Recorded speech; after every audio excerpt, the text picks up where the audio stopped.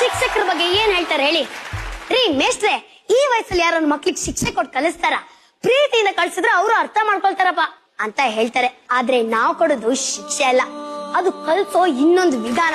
ಮೊಣ್ಕಾಲ್ ಮೇಲೆ ನಿತ್ಕೋ ಅಂತ ಹೇಳಿದ್ರೆ ವಿದ್ಯೆನ ರೂಢಿಸ್ಕೋ ಅಂತ, ಬಾಯಿ ಮೇಲೆ ಕೈ ಇಡು ಅಂತ ಹೇಳಿದ್ರೆ ಸ್ವಪ್ರಶಂಸೆನ ಯಾವತ್ತೂ ಮಾಡ್ಬೇಡ ಅಂತ, ಬೆಂಚ್ ಮೇಲೆ ನಿತ್ಕೋ ಅಂತ ಹೇಳಿದ್ರೆ ಎಲ್ರಕ್ಕಿಂತ ಜಾಸ್ತಿ ಓದಲ್ಲಿ ಮುಂದ್ ಬಾ ಅಂತ, ಕೈ ಎತ್ತು ಅಂತ ಹೇಳಿದ್ರೆ ನಿಮ್ ಗುರಿ ನಿಶ್ಚಲವಾಗಿರ್ಲಿ ಅಂತ, ಗೋಡೆಗೆ ಮುಖ ಮಾಡು ಅಂತ ಹೇಳಿದ್ರೆ ಇನ್ನ ನೀನು ಆತ್ಮಾವಲೋಕನ ಮಾಡ್ಕೋ ಅಂತ, ತರಗತಿಯಿಂದ ಆಚೆ ಹಾಕಿದ್ರೆ ಪರಿಸರನ ಅರ್ಥ ಮಾಡ್ಕೋ ಅಂತ, ಬೋರ್ಡ್ ಉಜ್ಜು ಅಂತ ಹೇಳಿದ್ರೆ ನಿನ್ನಲ್ಲಿರೋ ತಪ್ಪುಗಳನ್ನ ತಿದ್ಕೋ ಅಂತ.